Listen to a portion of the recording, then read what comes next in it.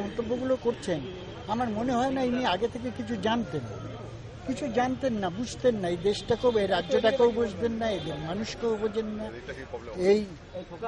এই যে রাজ্যবাসী এদের কিভাবে এরা গঠিত হয়েছেন, আজকের এই চেহারায় এসে দাঁড়িয়েছেন, কে ওপার থেকে এসছে, কে এপারে ছিল, কে ভিন্ন রাজ্য থেকে তাড়া খেয়ে এখানে এসে যুক্ত হয়েছেন। তো এইসব কোনো ইতিহাস ভূগোল কিছু সত্যিই তিনি কিছু জানেন না বলে তিনি যথেচ্ছ এগুলো বলে যেতে পারেন।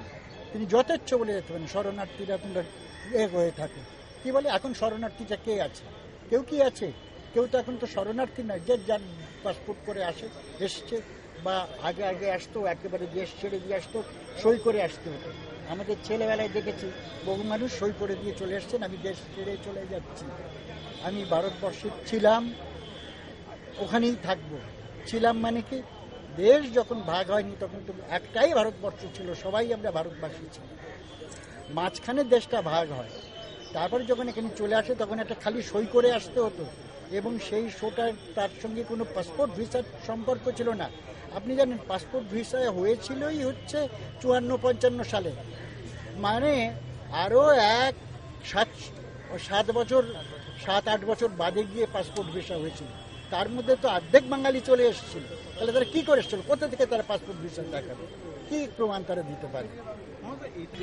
তার মতন প্রত্যেক মানুষের সাথে ভালো ব্যবহারে তার মতন জোড়া নেই। সেখানে তার কুৎসিতভাবে ইঙ্গিত করছে কোথা থেকে এক খবর এসেছেন, তিনি গান করেন একটু যাই হোক, তার সাথে তার মুখ দিয়ে সব বলানো হচ্ছে, এটা শোভা পায় না। এটা অত্যন্ত নোংরা মিথ্যা, সেই মিথ্যার প্রতিবাদ আমরা করছি।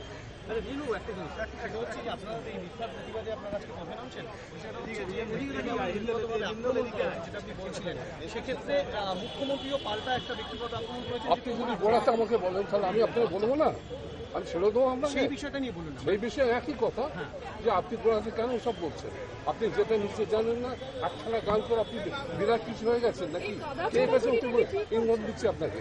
আপনি ইন্ধন দিয়ে আপনি কি রাজনীতি বোঝেন? কি গান করেন ঠিক আছে, কিন্তু এইসব কথা আপনার মুখ দিয়ে শোভা পায় না।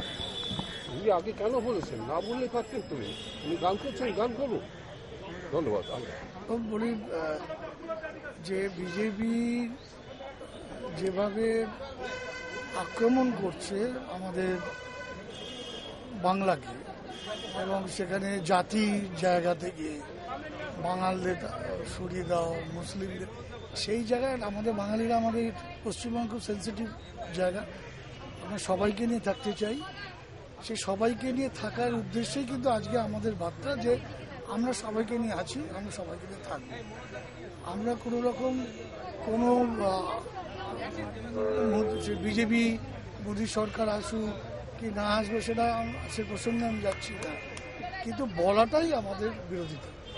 যারা যে কমেন্টস করছে সে কমেন্টসের এগেনস্টে আমরা আজকে প্রতিবাদ করছি।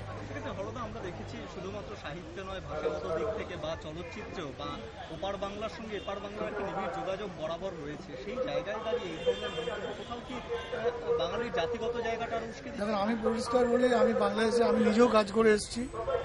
আমি দুটো প্রজেক্ট করেছি বাংলাদেশে, ছবি এবং সিরিয়ালও করেছিলাম। আমি বাংলাদেশে গেলে মনে হয় শ্যামবাজার আর বরানগর। আজকে শ্যামবাজারে দাঁড়িয়ে যদি বলে পাসপোর্ট থেকে বরানগরে যেতে হবে, একদম সিম্পল এই জিনিসটাই তো। মানে ভাষা থেকে, জামা কাপড় থেকে, খাওয়া থেকে, সবটাই আমি এখনো পর্যন্ত মেনে নিতে পারি না বাংলাদেশ আর আমাদের ভারতের ভাগটা নিয়ে। স্টিল এটা আমার নিজস্ব ব্যক্তিগত ধারণা। আমি কাজ করতে গিয়ে মনে হয় না আমি বাংলাদেশে কোথাও আছি, কোথায় বাংলাতে আছি। সেই জায়গা থেকে কখনোই আমরা মেনে নিতে পারি না।